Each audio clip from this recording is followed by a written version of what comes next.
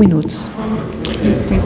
Senhora presidente, senhores deputados aqui presentes, antes agradecer a deferência da deputada Érica Cocai, que me antecipou o tempo, cumprimentar a todos que estão nos assistindo e parabenizar inicialmente a cidade de João Pessoa, que hoje completa 428 anos. Nosso objetivo principal de vir a essa tribuna, nessa tarde de hoje, reinício dos nossos trabalhos, deputado Cibá Machado, trataremos aqui de um projeto relacionado à questão de transparência, mas antes de tudo, observar essa casa que ela reabre depois de 15 dias de recesso, num momento importante do nosso país, e é importante que ela reabra com os olhos para as ruas, para os movimentos que aconteceram há mais ou menos um mês atrás no nosso país. Temos aqui projetos importantes para serem votados, como, por exemplo, a questão do voto aberto, que é uma luta antiga nossa, desde a época de deputado estadual, quando apresentamos esse projeto por 3 vezes. Temos aí, somos um dos autores do projeto que acaba com a pensão de ex-governadores e ex-prefeitos, que é outro absurdo que ainda existe no nosso país. E estamos apresentando um projeto que, vamos dizer assim, amplia, reforça e melhora a legislação da transparência, fazendo algumas mudanças relacionadas à transparência no Código Penal, na Lei dos Crimes contra as Finanças Públicas e na Lei de Acesso às Informações. Eu vou ler para os senhores aqui um breve discurso que eu prefiro que seja escrito exatamente pela importância de passar a todos os que estão aqui presentes e nos assistindo alguns números estarrecedores da corrupção no país e da importância do quanto é reforçar essa legislação de transparência, exatamente para intimidar aqueles que não têm compromisso com o dinheiro público. Senhor presidente, senhores deputados, a economia brasileira perde com a corrupção todos os anos de 1 a 4% do produto interno bruto, segundo pesquisa da Fundação Getúlio Vargas. Em 2012, a produção de bens e serviços no país atingiu o patamar de 4,4 trilhões, conforme registro do relatório do Tribunal de Contas da União relativo à prestação de contas do Poder Executivo do citado exercício. Isso equivale anualmente, em valores atualizados, a mais de 80 bilhões de reais, 2,3% do PIB. A carga tributária do Brasil corresponde a 35,41% do produto interno bruto, como se depreende do relatório do Tribunal de Contas da União no exercício já referido. O gasto público com a função saúde foi, na ocasião, de 7% da despesa total realizada pelo Poder Executivo. Isso é, apenas 1,63% do PIB, 80,07 bilhões. Enquanto a função educação correspondeu a 6% da mesma despesa, 1,51% do PIB, 66,50 bilhões. São dados, repita-se, do Tribunal de Contas da União, 2012, a corrupção é 4 vezes superior aos gastos com o maior programa social do país, o Bolsa Família, com 20 bilhões e 970 milhões, e, para exemplificar melhor, deputado Luiz Couto, Vossa Excelência, que também é desse Estado, e 10 vezes maior do que a receita anual dos poderes e órgãos do Estado da Paraíba, que é de 7,5 bilhões. Ou seja, o que se perde com a corrupção é igual ao que se gasta com saúde, maior 20 bilhões do que se gasta com educação e 10 vezes maior do que o orçamento dos poderes e órgãos do Estado da Paraíba. Você se permite, deputado Rui Carneiro. Eu gostaria apenas de finalizar, deputado Mauro Benevides, aí eu concedo a parte com todo prazer e toda satisfação a Vossa Excelência. É breve o discurso. Apesar dos indicadores apontados, estamos avançando. Em 95, o Brasil era o 5º país mais corrupto do mundo, pela Transparência Internacional, situando-se hoje em dia na 69ª posição num ranking de 176 nações. Não podemos deixar de reconhecer que, para isso, contribuíram a liberdade da imprensa, o aumento do controle social, maior independência e eficiência de órgãos como a Polícia Federal, Ministério Público, Tribunais de Contas, Conselho Nacional de Justiça, redução da garantia da imunidade parlamentar, fim do nepotismo e do voto aberto em algumas casas legislativas e transparência maior dos poderes e órgãos públicos em todas as esferas de governo. No Brasil, a corrupção é endêmica, ou seja, não se localiza em uma única região, esfera de governo ou determinados setores, serviços e órgãos públicos, mas alcança a sociedade como um todo. É fácil perceber que as ações pontuais ou mudanças legislativas específicas estão conseguindo melhorar essa triste realidade. Contudo, o impacto terrível que a corrupção tem causado em nosso país requer ações permanentes e definitivas em favor da transparência dos fatos, atos e ações na gestão pública. Nossa Constituição é republicana, isso é, tem a ver com a res pública, com a coisa pública. Coloca a cidadania como um dos seus princípios fundamentais, neles incluídos a garantia da informação e o direito de recebê-la dos órgãos públicos. A publicidade, conforme princípio constitucional da administração pública, nunca representou a verdadeira transparência, pois não permitia fácil interpretação pela sociedade das ações do gestor público, escamoteava as verdadeiras intenções.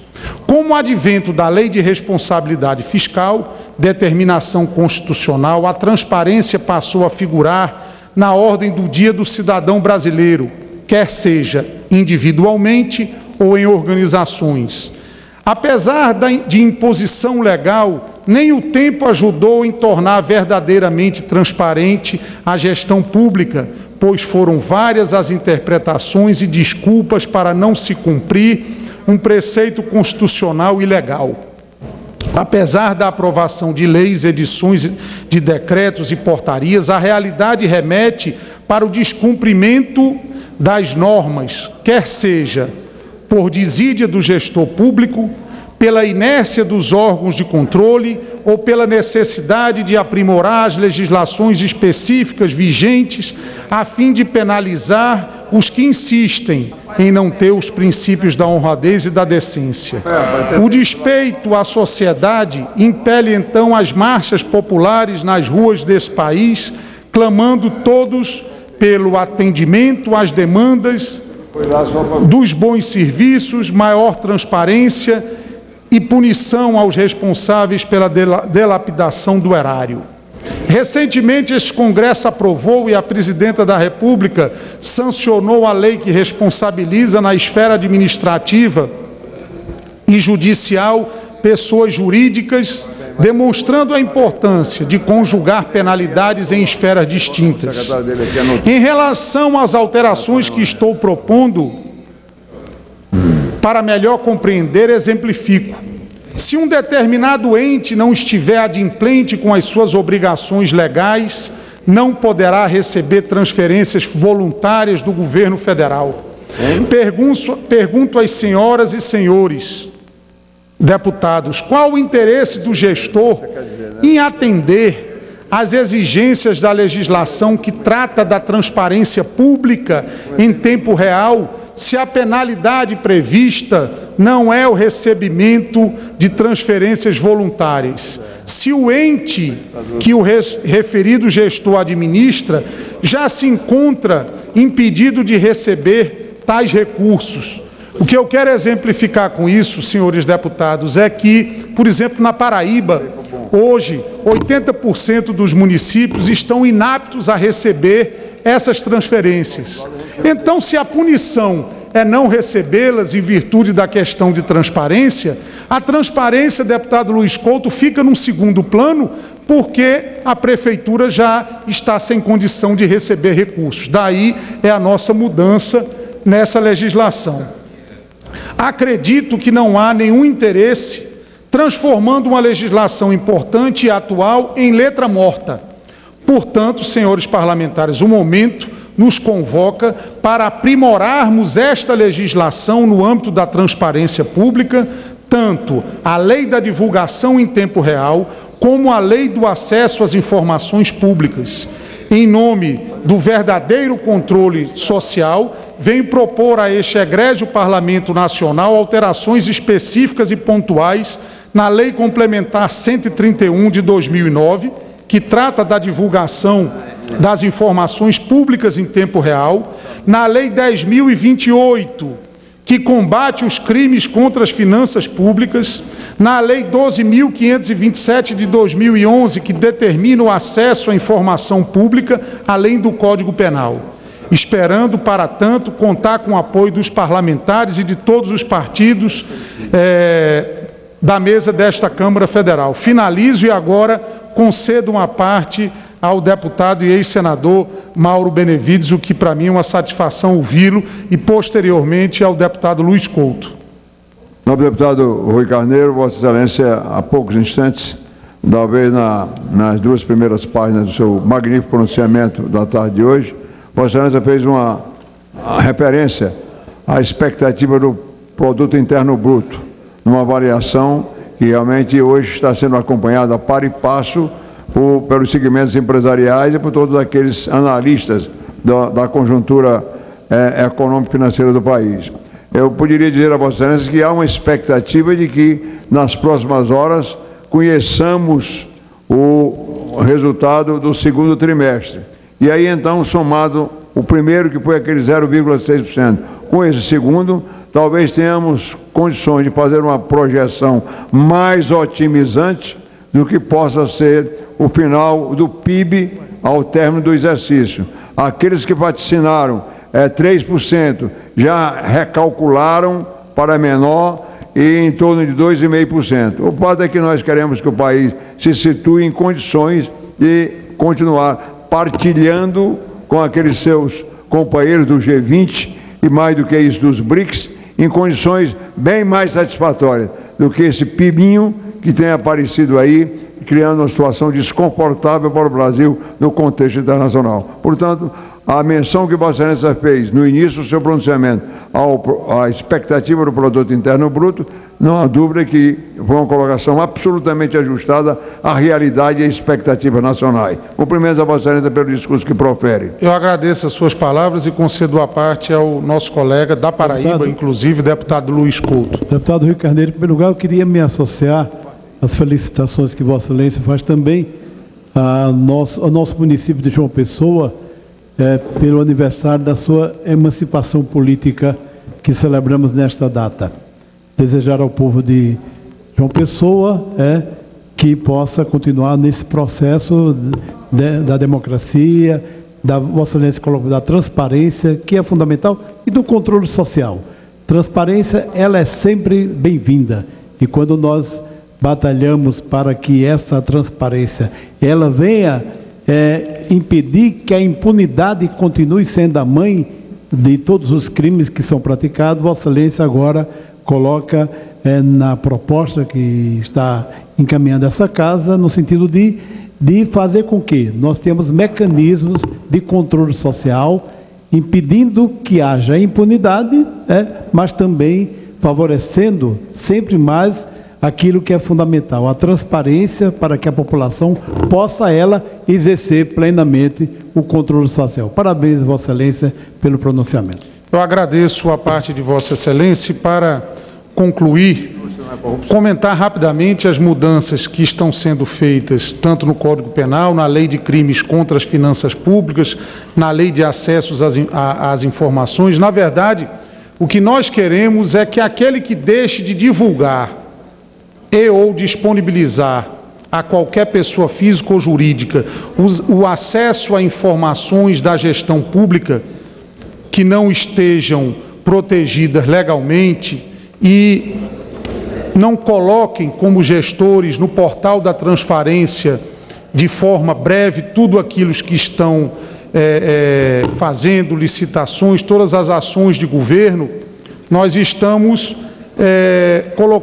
apresentando uma proposta para que a punição vá exatamente para o gestor.